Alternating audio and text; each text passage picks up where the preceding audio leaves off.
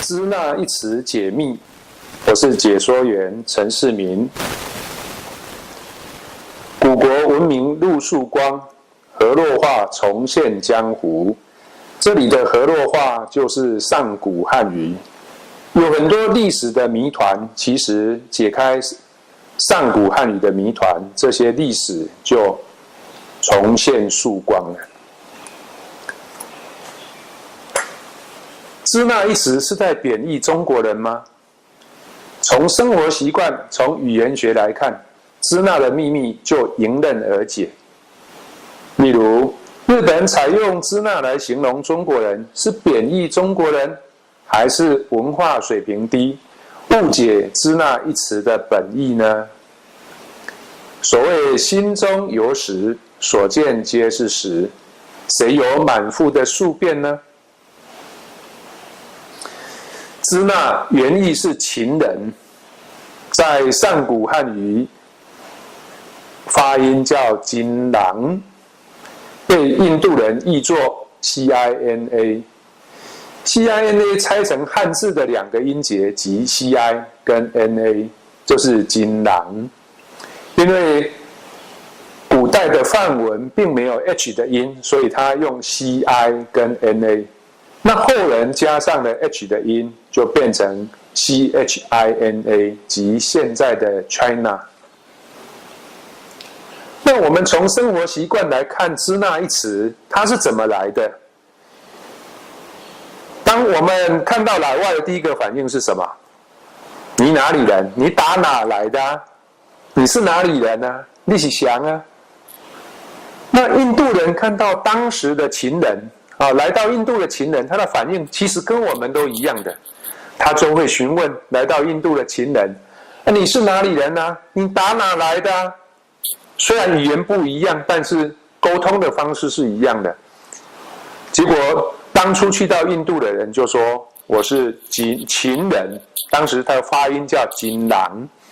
结果印度的古籍就采用外来语的规则，因为他不会写汉字嘛，所以他就把他的音给记载下来了，叫 CINA 金郎。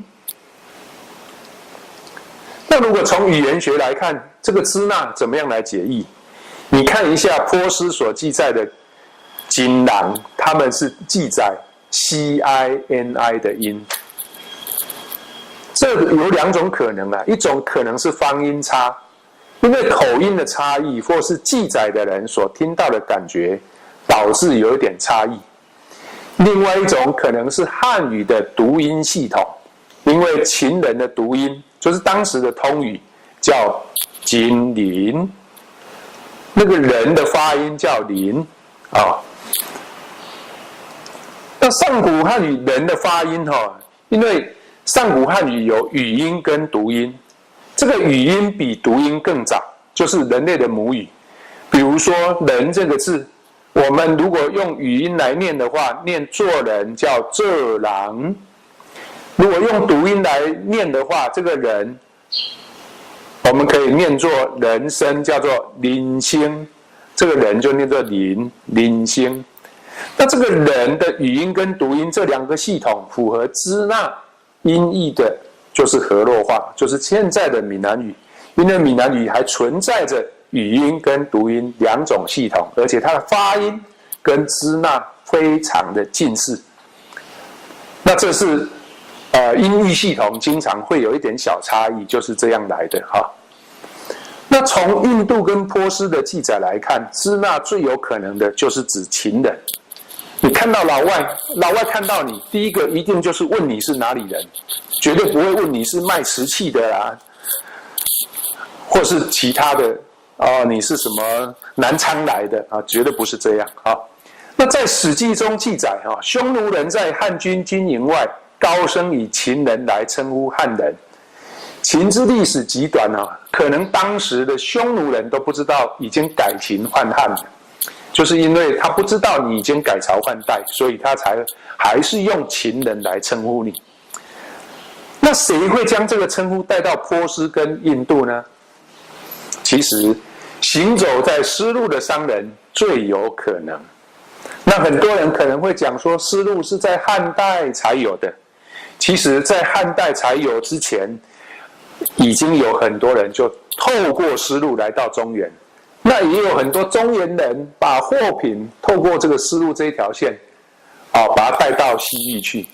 当时可能只有在西域的，可是有的商人可能走得更远，跑到了西方波斯这个地方，或者是跑到印度去，才会有这一段的历史的出现。在武汉大学格鲁伯语言文化研究院的院长林代秋的《死海沟城》有一篇文章叫做《文字记录语言吗》，他有提到一句话，他说：中国人则不同，一直走的是两条路，即中国人听说一套，用的是白话，而读写使用另一套，即文言。其实在很多汉民族都一样，在家里就用白话，就是用自己的母语，可是到学校读书写字就用另一套文字。这就是我前一篇文章一直在讲的，汉字是由不同汉民族的语言文字所组合的，可是到最后融合成一大套的文字。现在大家都不知道到底汉字是谁造的，其实它是由很多汉民族所造的汉字的总集合。从这一句话来，我们就可以看出来。那你再去对照我之前的影片里面的方言，上古汉语在台湾那个方言的那一段影片，你就会发现，其实每个地方的语言它不一样，用字也不一样，到现在就形成一大套的汉字。这从哪里可以看出来？你可以从许慎的《说文解字》，当时只有9000多个字，可是现在的汉字有7、8万个字。为什么？是因为各个汉族都在造汉字。那造出来汉字，许慎他只知道他自己这一族的汉字，但是他并不知道别人的汉字，或者是他也会去搜罗别人的汉字，可是经常就解释错误。这以后我们会在录音来表达，来录音来跟大家解说。在做学问当中，我最喜欢的就是宋儒张载这句话，他说：“余不疑，处有疑，方是尽疑。”其实上古汉语一直都保留在闽南语里面，为什么？因为闽南语就是魏晋南北朝五胡乱华期间南迁的汉人把中原的古音给带到了闽南来，而后北方发生了大变化，所以当时魏晋南北朝以后，很多读书人为什么说，奇怪，北方的语言怎么读书就不押韵呢？为什么？是因为古汉人离开中原。那《三国演义》那个时代，中原又死伤大半，所以有很多人都已经不会八音系统，就是上古汉语的八音系统，后来才有这个普通话的一个在北方的壮大，慢慢的壮大，才形成现在的普通话。好，这就是这样来的。好，那这句话送给大家。那这个是今天我对支那这一个影片的一个介绍，谢谢。